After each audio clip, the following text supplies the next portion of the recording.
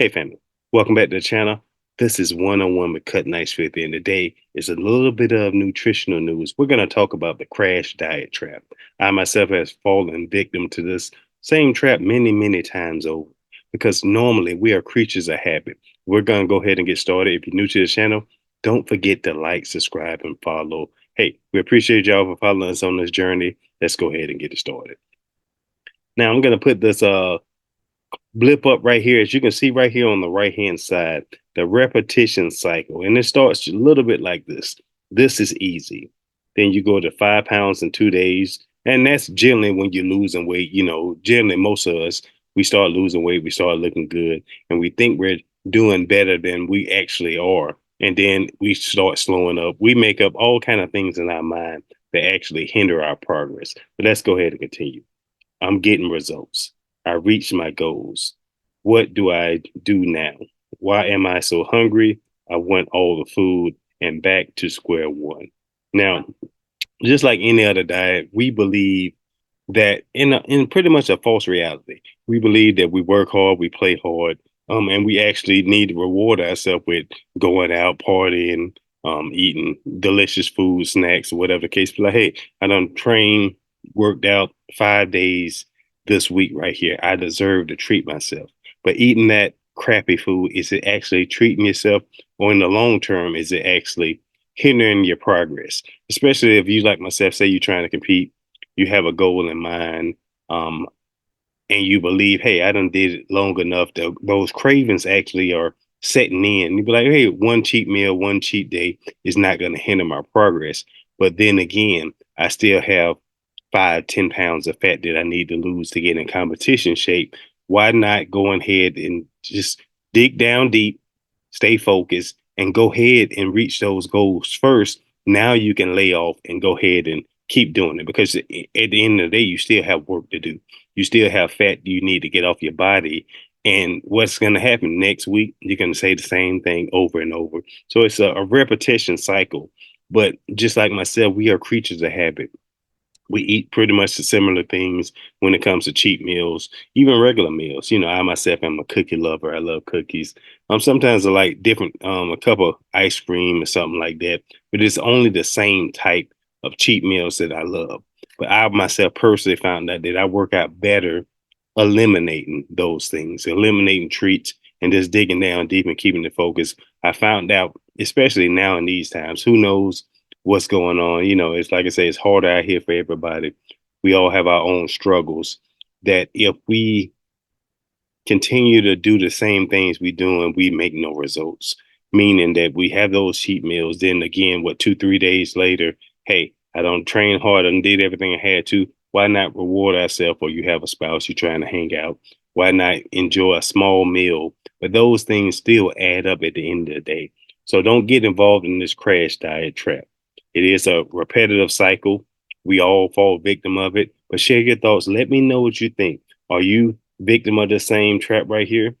Now, it's there's certain things that I believe that we can always do better, man. We can always reach out to somebody for tips. We can always reach out for somebody for help. Like I said, personally, I've been busy the last couple of days, but we're gonna try to get back into it. Got some clients I need to be starting back helping out. But when you're over 40 and you have a young child, like I said, we have a 1 year old. You're on the go always. So time is limited for a lot of things. And we always think, hey, we got a lot of time on this earth to do whatever the case may be. But that's not the truth. Time is actually limited. So you can't do everything at one time. You have to take time out for those small things, but you always have to kind of put your priorities in perspective. Um, yes, it's not a rush game, but it's one day at a time. So those cheats, those meals, those things, they're gonna always be there. But always try to hold yourself accountable. So check out these tips right here. We got 10 accountability tips that you might need to know. My top five is right here. Why accountability is important. You perform better when you have someone with you tracking the changes in real time. It makes you work harder to achieve your health and wellness goals. You get honest feedback about what's working and what's not working, which helps you make adjustments quicker. So you realize change faster. having someone accountable for you encourages you to follow through on the commitments you make to yourself. And number four is creates firm timelines to accomplish goals.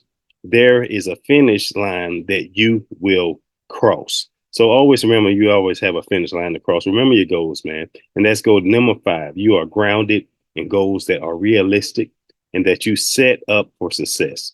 And success is what leads to meaningful, lasting change. And we always know that, man. Change is not as easy as we think. You can make plenty of things go, but you can always include it in different areas. So include in all areas of your life, pray for each other, forget how it's supposed to look. You be a good partner to your spouse or your friend or whoever you need to. And number 10, don't be afraid to change things up sometimes.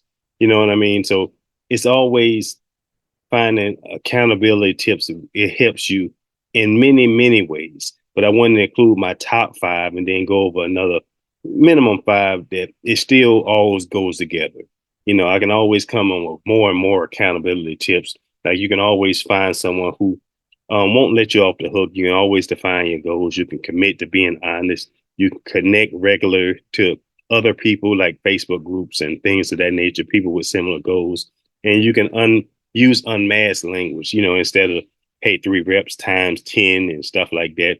Use language in your communication that everybody can easily provide or they can follow along.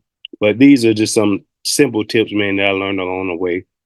It's still a learning process. We got a long way to go, but we're going to go ahead and keep doing it, keep pushing day by day. You're not in this fight alone. So always remember, hey, we appreciate y'all for tuning in. Any questions or comment, be sure to go ahead and ask them now. Check out the link in the description below for all our partner links, all our health and wellness supplements, and things to get you back on track for any stance that you are in your bodybuilding, in your fitness, and your transformation, whatever you're looking for to achieve the best outcome in your situation, we have you covered. So we got you on the nutrition part, we got you on the fitness level, we got you on the supplement part, and we got you just on optimizations of your own meal plan if that's what you're looking for. But it's your boy Cut Nice 50. Thanks for tuning in to 101 with Cut Nice 50. And with that, we out.